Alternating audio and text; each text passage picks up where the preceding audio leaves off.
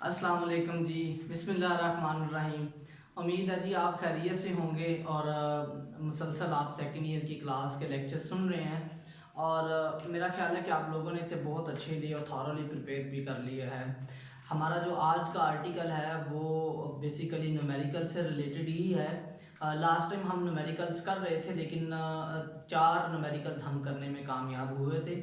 आज हम numerical number 5 से स्टार्ट करेंगे। It's easy one. अगेन मैं आपको बेसिकली टेक्निक सिखाना चाह रहा हूँ कि हम इसमें क्या क्या कर रहे होंगे जी। नंबर 5 प्रॉब्लम जो मेरे पास है वो देख लेते हैं, उसमें गिवन क्या क्या है और रिक्वायर्ड क्या क्या है उसको सॉल्व करते हैं। नंबर 5 में कहता है जी आपके पास एक चार्ज है Q1, वो -1 × 10⁻⁻6 कूलम का है, मतलब -1 माइक्रो कूलम का है। और दूसरा चार्ज जो है वो Q2 आपके पास +4 माइक्रो कूलम का है। और कहता ये है कि ये दोनों चार्जेस जो है वो 3 मीटर अपार्ट हैं। इन दोनों चार्जेस के दरमियान ये Q1 है और ये Q2 है और इनके दरमियान जो डिस्टेंस है वो 3 मीटर है। यहाँ पर आप बता सकते हैं जी ये 3 मीटर है। कहता है कि इनकी चार्ज की जो फील्ड फ्री लोकेशन है वो कहाँ पर होगी और क्या होगी, आज आपने ये बताना है। फील्ड फ्री लोकेशन से क्या मुराद है? फील्ड फ्री लोकेशन से मुराद ये है कि इस चार्ज की वजह से जो फील्ड प्रोड्यूस होगा वो और इस चार्ज की वजह से जो फील्ड प्रोड्यूस होगा वो कहाँ पर जाके दोनों का जो वो इलेक्ट्रिक इफेक्ट है वो जीरो हो जाएगा। देखते हैं जी, ये जो चार्ज Q1 है ये छोटा है, तो इसका मतलब इसका फील्ड अगर सपोज यहां तक आ रहा है तो चार्ज Q2 का फील्ड इसको भी ओवरलैप कर रहा होगा। तो हम कह देते हैं कि ये कोई रीजन होगा जहां पर जाके ना आपके चार्ज का फील्ड फ्री रीजन स्टार्ट हो रहा होगा। तो आपने क्या किया है जी, अपने चार्ज के फील्ड फ्री रीजन को लोकेट किया है। और वो किस तरह से किया है? आपका चार्ज Q1 छोटा है, चार्ज Q2 जो है वो बड़ा है, तो Q1 छोटे चार्ज की तरफ आपका फील्ड फ्री रीजन हो सकता है, क्योंकि इसका फील्ड फ्री रीजन तो यहां पर करके कहीं चला जाएगा, क्योंकि पॉजिटिव है, ज्यादा रेडिएशन होंगी, ज्यादा फील्ड होगा, जबकि Q1 का फील्ड होगा कम। तो जिसका बड़ा होगा वो दूसरी साइड पे जाके अपने पहले वाले चार्ज को कंपनसेट करेगा। अच्छा जी, हमें ये पता है कि ये जो पॉइंट है ना x पॉइंट फ्रॉम Q1, वहां पर आपके चार्ज का दोनों का जो फील्ड है वो सेम हो जाता है। बेसिकली आपने वो पॉइंट देखना है जहां पर फील्ड दोनों का क्या हो जाए, सेम हो जाए। और आपका जो डिफरेंट टाइप्स ऑफ चार्जेस होते हैं ना, उनके चार्जेस के दरमियान में फील्ड फ्री रीजन नहीं होता, वो other than the between the charges कहीं भी पाया जा सकता है। अच्छा जी, हम E1 की बात करेंगे तो E1 आपके Q1 की वजह से इलेक्ट्रिक इंटेंसिटी है और वो आ जाएगी x उसका स्क्वायर, क्योंकि ये डिस्टेंस आपके पास x है। इसी तरह E2 की बात करते हैं तो वो आ जाएगा KQ2 ओवर। बच्चे ये जो डिस्टेंस है ना, अब आपका ये वाला डिस्टेंस ये Q2 के लिए ये कितना होगा, 3 तो ये है जो इन दोनों के दरमियान सेपरेशन है, और x वो डिस्टेंस जहां पर आप इलेक्ट्रिक इंटेंसिटी की पैमाइश कर रहे हैं। ये बात बड़ी इंपॉर्टेंट है। ये जो E2 आप फाइंड कर रहे हैं ये चार्ज 2 के लिए है और ये बेसिकली 3 मीटर जो आपस में अपार्ट हैं वो, और जो आपके पास वो चार्जेस जो एडिशनल डिस्टेंस ट्रेवल करता है चार्ज Q1 अपने फील्ड फ्री रीजन तक जाने के लिए, वो भी इसमें ऐड करना पड़ेगा। अच्छा जी, इसका मतलब ये हुआ कि हम तो फील्ड फ्री रीजन देख रहे हैं, it means E1 will be equal to the E2। आपके पास KQ1 over x2 will be equal to the KQ2 over x plus 3 उसका स्क्वायर आ जाएगा। ये आपके पास जो है वो एक इक्वेशन बन चुकी हुई है। इस इक्वेशन को सॉल्व करना आपके लिए कोई मुश्किल काम नहीं है। अच्छा जी, सिंप्लीफिकेशन में जब आप देखेंगे तो आपके पास इसमें k कैंसिल आउट हो गया, दोनों साइड पे है। आप लिख सकते हैं x plus 3 over x whole का स्क्वायर, ये क्रॉस इंटरचेंज किया और यहाँ आ जाएगा Q2 ओवर Q1। अच्छा जी, x plus 3 over x whole का स्क्वायर और Q2 आपके पास कितना है जी, 4 10 टू द पावर -6, Q1 कितना है 1 10 टू द पावर -6। मैंने माइनस साइन क्यों नहीं लगाया यहाँ पर 1 के साथ, क्योंकि ये हमें जस्ट फील्ड की डायरेक्शन बता सकता है, इसके अलावा और कुछ नहीं। अच्छा जी, यहाँ से ये 10 की पावर 6 कैंसिल आउट हो गया, x plus 3 over x whole का square will be equal to the 4। अब आपके पास एक इक्वेशन बन चुकी हुई है, दोनों साइड पे स्क्वायर रूट ले लें तो आपके पास क्या बचेगा जी, इधर भी स्क्वायर है, 4 का भी स्क्वायर रूट लेना है, तो आपके पास बचेगा x plus 3 over x is equal to the 2। ये आपके पास बन गई इक्वेशन। यहां से क्रॉस मल्टीप्लाई करें, x plus 3 is equal to the 2x और x इधर जाकर क्या हो जाएगा minus 3 is equal to the 2x minus x will be equal to the 3। अच्छा जी, ये जो x बराबर 3 आया है, ये डिस्टेंस आपका यहां से q1 से है, तो q1 से 3 मीटर के फासले पर राइट साइड पर लेफ्ट साइड पर चार्ज फ्री रीजन है, जबकि q2 से जो है वो कितना होगा, फील्ड फ्री रीजन अगर हम बताते हैं फ्री रीजन, ये कितना होगा जी, x equal to 3 from q1 और x plus x is equal to the 3 plus 3 from q2। तो आप देखें q2 चार्ज आपके पास बड़ा है, बड़े चार्ज से फील्ड फ्री रीजन भी दूर है, जबकि छोटे चार्ज से फील्ड फ्री रीजन जो है वो करीब है। ये हमारा चेक क्वेश्चन नंबर 5 था, जिसे हमने सॉल्व किया और देखिए मैंने विदाउट कैलकुलेटर लाइव आपके सामने इसको एक्सप्लेन किया है, तो मैंने कोई रट्टा नहीं लगाया हुआ, this is the practice only. मैं चाहता हूं कि आप भी इसी तरह से इसकी प्रैक्टिस करें। इसके बाद देखते हैं जी, जहां पर कैलकुलेटर की जरूरत होगी हम जरूर इस्तेमाल करेंगे। उसके बाद आ जाता है जी नंबर 6, कहता है find the electric field strength required to hold a suspended a particle of mass 10 to the power minus 6 kilogram and charge of 1 microcoulomb between two plates 10 centimeter apart। अच्छा जी, आपको गिवन क्या है, नंबर 6 में mess given है और वो कितना given है जी, 1 10 to the power minus 6 kilogram. आपको क्या गिवन है, charge 1 10 to the power minus 6 coulomb micro है, और कितने सेंटीमीटर अपार्ट है जी, डी गिवन आपको 10 सेंटीमीटर अपार्ट, जो कि 0.1 मीटर के इक्वल है। अच्छा जी, कहता ये है कि आपके पास ना ये 10 सेंटीमीटर अपार्ट एक रीजन है और आपने इस रीजन में ये 10 to the power minus 6 kilogram के पार्टिकल को सस्पेंड करना है। सस्पेंड करने से मुराद है उसको अंदर लटका के रखना है। बेसिकली उसका जो वेट होगा वो वर्टिकली एक्ट करेगा, वो उसको नीचे लेके आएगा। हमने क्या करना है, इलेक्ट्रिक फील्ड अप्लाई करना है जो कि क्या करे, आपके पार्टिकल को सस्पेंड करके रखे। अच्छा जी, हमें पता है कि इलेक्ट्रिक फोर्स को इतना करना है कि वो उसकी ग्रेविटेशनल फोर्स को कंपनसेट कर सके। सो आपके पास क्या आ जाता है, E into Q is equal to the mg, क्योंकि अगर आप यहां से फोर्स निकालेंगे ना इलेक्ट्रिक इंटेंसिटी की डेफिनेशन से, वो कैसे निकलती है, हमें पता है E is equal to the force per unit charge.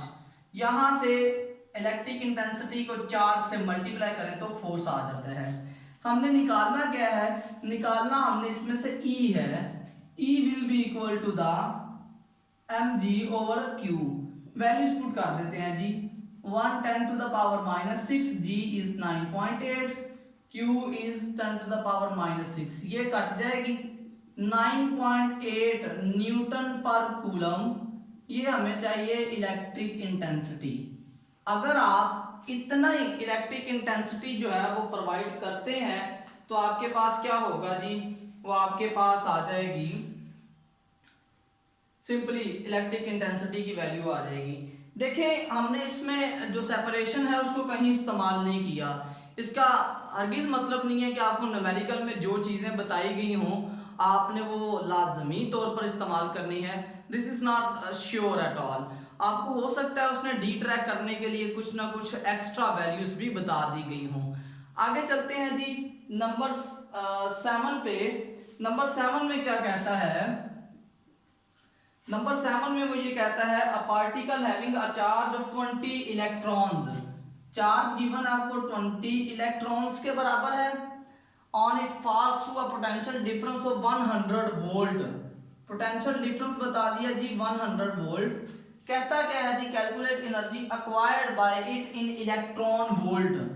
हमने एनर्जी फाइंड आउट करनी है, लेकिन बतानी किस में है, इलेक्ट्रॉन्स वोल्ट में। ये इतना छोटा न्यूमेरिकल है कि आप इसे 2-3 स्टेप्स में सॉल्व कर सकते हैं, और ये एमसीक्यूज में अक्सर पेपर में पूछा जाता है। हमें पता है कि जो एनर्जी होती है वो बेसिकली बराबर होती है Q इंटू डेल्टा V के इक्वल। Q कितना है आपके पास जी 20E, और ये कितना है 100 वोल्ट। इनको मल्टीप्लाई करें जरा तो आपके पास कितना आ जाएगा 2000 electron volt. This is simply the energy. आपको कोई लंबे चौड़े स्टेप्स करने की जरूरत नहीं है, बहुत सिंपल आपने किया है। ना हमें वैल्यू पुट करने की जरूरत है ई की, ना उसको कन्वर्ट करने की जरूरत है। जस्ट सिंपली आपने क्या किया है, एज इट इज वैल्यू उसमें पुट की है और आंसर आपके पास आ गया है। नंबर 8 जो है वो एक काफी लेंथी न्यूमेरिकल है, और हम उसको सॉल्व कर सकते हैं, लेकिन मैं इसको नहीं करवा रहा फिलहाल। इसमें बहुत ज़्यादा टाइम लगेगा, और वीडियो चूंकि लाइव चल रही है तो इसमें उसको टेक्निकली सॉल्व करना थोड़ा सा मुश्किल हो सकता है। तो इंशाल्लाह ये बाद में किसी भी दिन हम कर लेंगे। उसके बाद अगर आप लोगों को अमेरिकन ऑर्डर मेथड का पूरा आता है तो आप उसे बहुत सिंपली सॉल्व कर सकते हैं। नंबर 9 देखते हैं जी। फिर भी अगर किसी को मसला हो तो मैंने अपनी इस वीडियो के लिंक में अपनी डिस्क्रिप्शन दी हुई है, डिस्क्रिप्शन में अपनी ईमेल आईडी बताई हुई है, और जो मेरे वैसे पुराने स्टूडेंट्स हैं वो व्हाट्सएप पे भी मुझसे पूछ सकते हैं, तो मैं उन्हें बताने के लिए तैयार हूँ, उसमें कोई हर्ज वाली बात नहीं है। अच्छा जी, अब आ जाते हैं नंबर 9 प्रॉब्लम में। वो कहता है a proton placed in a uniform electric field of 5000 newton per coulomb. आपको इलेक्ट्रिक इंटेंसिटी गिवन है 5000 न्यूटन पर कूलम, और directed to the right to allowed go a distance of, कितना डिस्टेंस मूव कर सकते हैं जी 10 सेंटीमीटर का। अच्छा जी, फ्रॉम ए टू बी, एक फील्ड है जिसमें पार्टिकल जो है वो ए से बी जा सकता है, कितना जा सकता है 10 सेंटीमीटर। और इसके बाद वो ये कहता है कि है भी ये प्रोटॉन, तो चार्ज आपको गिवन है 1 exponent 10 to the power -19 coulomb positive में। इसके 3-4 पार्ट्स हैं जी, वो आपसे पूछ रहा है। पहला पार्ट वो कहता है कि आपने इलेक्ट्रिक पोटेंशियल फाइंड आउट करना है। तो स्टूडेंट्स, इलेक्ट्रिक पोटेंशियल फाइंड करना कोई मुश्किल काम नहीं है। हमें पता है delta V is equal to the negative E into D. तो आपके पास कितना आ जाएगा माइनस, चूंकि ये प्रोटॉन है, अब प्रोटॉन है तो पॉजिटिव साइन जरूर आएगा, तो पोटेंशियल ग्रेडियंट में क्या है, नेगेटिव साइन ऑलरेडी मौजूद है। दिस इज 5000 और 0.1, आपके पास आ जाएगा -500 वोल्ट पोटेंशियल डिफरेंस है। अच्छा ये देखें जी, प्रोटॉन था तो मैंने माइनस का साइन लगाया है। माइनस का साइन क्यों लगाया है, क्योंकि प्रोटॉन ने कहां से कहां जाना है, हाई पोटेंशियल से लो पोटेंशियल। तो आपका लो पोटेंशियल कम होगा, जब पोटेंशियल डिफरेंस लेंगे ना तो आंसर आपके पास नेगेटिव में आना है, इसलिए इस पे कंफ्यूज नहीं होना। सेकेंडली जो आपसे पूछ रहा है वर्क डन, तो वर्क डन आपके पास कितना आ जाता है, वर्क डन नंबर 2 पे आपने मैयर करना है, वो आ जाता है Q डेल्टा V के इक्वल। अच्छा जी, Q डेल्टा V, क्लियर सी बात है कि अब वर्क डन जो होगा वो पॉजिटिव होगा, it will gain some sort of energy. तो आपके पास कितना आ जाता है, 1 इलेक्ट्रॉन के बराबर चार्ज है, प्रोटॉन और इस पे चार्ज सेम होता है, 500 का पोटेंशियल डिफरेंस है, तो 500 इलेक्ट्रॉन वोल्ट आपके पास उसने वर्क किया होगा। ठीक हो गया जी। और उसके बाद इसी पे देखें तो नंबर आ जाता है 3 में, कह रहा है change of potential energy of proton. तो स्टूडेंट जितना उसने वर्क किया है उसकी पोटेंशियल एनर्जी उसके नेगेटिव होगी, तो -500 इलेक्ट्रॉन वोल्ट उसकी पोटेंशियल एनर्जी आ जाएगी। उसके बाद कहता है जी kinetic energy, change in kinetic energy, तो आपके पास जो चेंज इन काइनेटिक एनर्जी है वो नेगेटिव ऑफ पोटेंशियल एनर्जी, तो इसका पॉजिटिव हो जाएगी, आपके पास आ जाएगी 500 इलेक्ट्रॉन वोल्ट। देखें सिंपल सी बातें हैं, ये जो मैं सर्कल कर रहा हूं ये पार्ट्स हैं उसके, आप बहुत इजीली इसको देख सकते हैं। फिर वो ये कहता है कि नंबर ई जो है उसमें वेलोसिटी ऑफ द पार्टिकल क्या होगी। वेलोसिटी के लिए हमें काम करना पड़ेगा जी, kinetic energy is equal to the 1/2 mv²। अच्छा जी, काइनेटिक एनर्जी आपके पास कितनी है 500, लेकिन इलेक्ट्रॉन वोल्ट है तो 110 एक्सपोनेंट -19, 1/2 प्रोटॉन है तो प्रोटॉन का मास कितना होता है 1.6 10 टू द पावर -27, और v आपने फाइंड आउट करनी है। क्लियरली ये टर्म तो आपके पास कैंसिल आउट होगी, ये 2 इधर आके मल्टीप्लाई हुआ तो 1000 10 टू द पावर -19, और ये टर्म नीचे जाकर डिवाइड हुई है, यहां से बचेगा v²। सारी की सारी जो टर्म्स हैं वो एक्सपोनेंट्स की फॉर्म में है। इसको सॉल्व करते हैं जी, 10 की power 3 -19 + 27 is equal to the v², और v² आपके पास आ जाता है यहां से सॉल्व करें तो माइनस का 16 बचेगा, और +27 है आपके पास तो 7, और इनको सॉल्व करें जी, 27 में से 19 माइनस किया, आपके पास कितने बचेंगे 11 बचेगी पावर टोटल आपके पास, तो +11 आपके पास आ गई इसकी पावर। आप इसका स्क्वायर रूट ले लें जी, तो स्क्वायर रूट लेने के बाद आपके पास जो रिजल्ट बचता है वो नियरेस्ट जो होता है एक्सपोनेंट स्क्वायर रूट एक्सपोनेंट 11, तो ये तकरीबन 3.16 10 टू द पावर 5 के करीब आ जाएगा। 3.16 एक्सपोनेंट +5 मीटर पर सेकेंड। तो अब देखें जी, एक प्रोटॉन वो इतनी स्पीड से आपके इलेक्ट्रिक फील्ड के अंदर मूव करेगा। ऐसे एक एम्बिगुइटी आपके जहन में शायद आए, वो मैथ्स को यूज करता है 1.67, मैंने सिंपलिसिटी के लिए ये लिया है। आपके आंसर में यहाँ पर आफ्टर डेसिमल एक डिजिट का फर्क आ सकता है, उसके लिए आपने कंफ्यूज बिल्कुल नहीं होना। तो जी स्टूडेंट, आज भी हमने तकरीबन 1 2 3 4 और 5 के करीब न्यूमेरिकल आज किए हैं। बेसिकली न्यूमेरिकल को सॉल्व करवा देना बोर्ड पे कोई बड़ा काम नहीं है। मैं चाह रहा हूँ कि आप जितने भी न्यूमेरिकल्स करें, आज हमारा सेकंड डे है न्यूमेरिकल्स का, तो आई विश कि आप साथ साथ इसे बोर्ड पर लिख रहे हों और आपको अच्छी तरह से समझ भी आ रही है। फिर भी अगर कोई मसला होता है तो यू कैन ईजिली आस्क, तो हम इसको सॉल्व करने की पूरी कोशिश भी करेंगे। बाकी के जो न्यूमेरिकल है वो इंशाल्लाह हम नेक्स्ट लेक्चर में उसको स्टडी कर रहे होंगे जी। अपना बहुत ज़्यादा ख्याल रखिएगा, इसी तरह कनेक्टेड रहिएगा और पढ़ते रहिएगा। अल्लाह हाफिज़ जी।